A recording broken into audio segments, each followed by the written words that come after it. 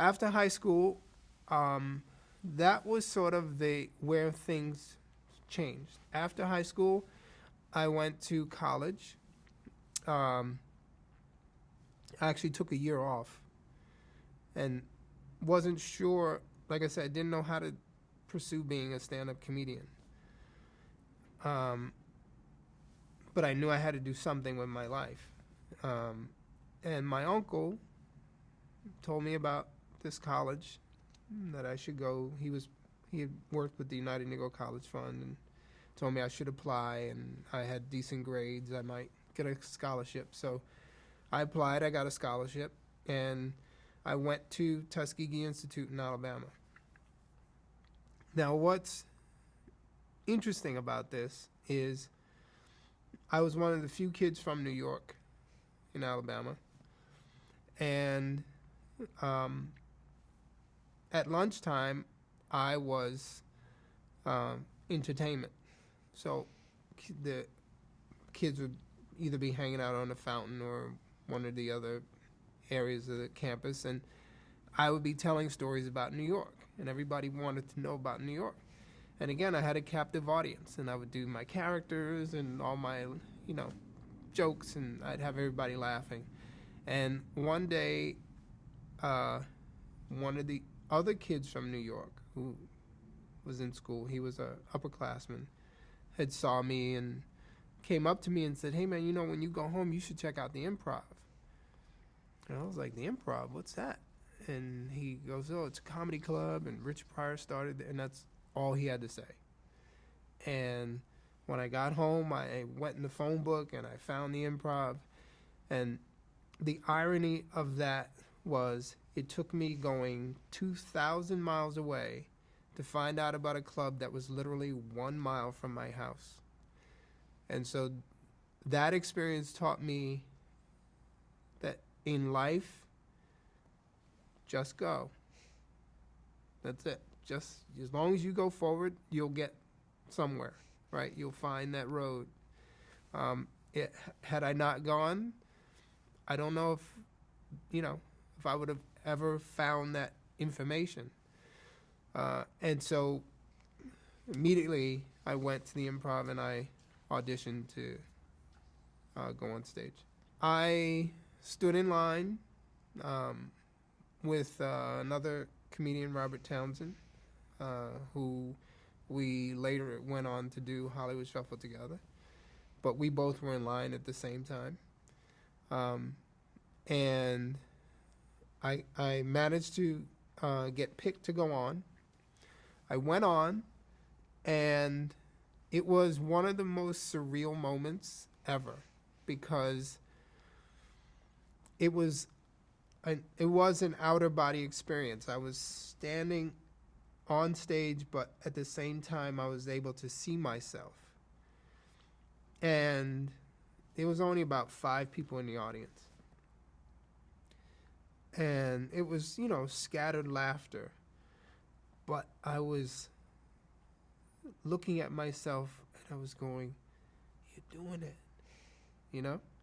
It was like I had stepped into my dream, like all those years, and I was like, wow, this is the feeling was as good as I thought it was going to be.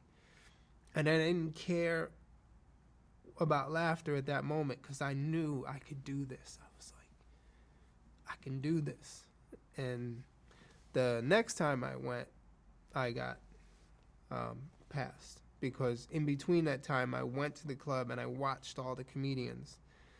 And I started to understand like how you work a stage and how you tell a joke. And also me being a kid from the projects, my audience at the Improv were tourists and people from New Jersey and, all white. There was, so I had to learn how to translate my experiences to a different group of people.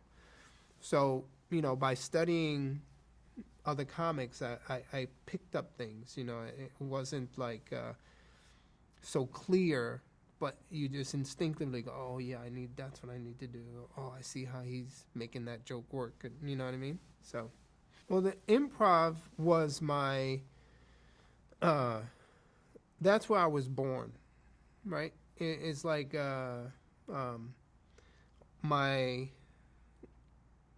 comedy family was there, and a guy named Chris Albrecht, who later went on to head HBO and now runs Stars, was a manager at the Improv, and he was sort of uh, a mentor to me.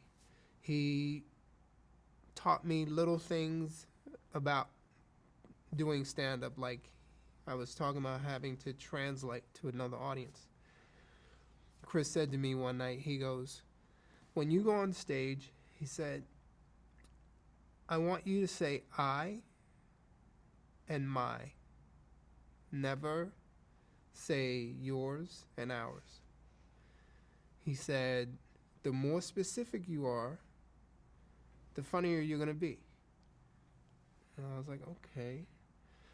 And I did what he said, but what I realized was that if I were to come on and say, all of our mothers do this, then people would sit back and go, well, I don't know if my mother does that. But if I simply say, my mother does this, then people go, oh yeah, my mother does that too. Or, your mom is funny. One or the other, right? And so I learned to be very specific, and that's also how a comic develops their voice. It's not the generalities, it's the specificity of who you are. And Richard Pryor, I mean, I don't think anybody shared the same life as him, but we all laughed with him. George Carlin, Freddie Prinze, all those guys, very specific. And so I learned that. I developed friendships and that have lasted my entire life, and we had a code. It was a brotherhood in that. I give an example. Well, first off, the comedians who I was in the clubs with at that time were Larry David, Jerry Seinfeld, Bill Maher, Eddie Murphy, Robert Townsend, Arsenio Hall. I mean, we were all at the same time, right? So that was the lineup. And the clubs all had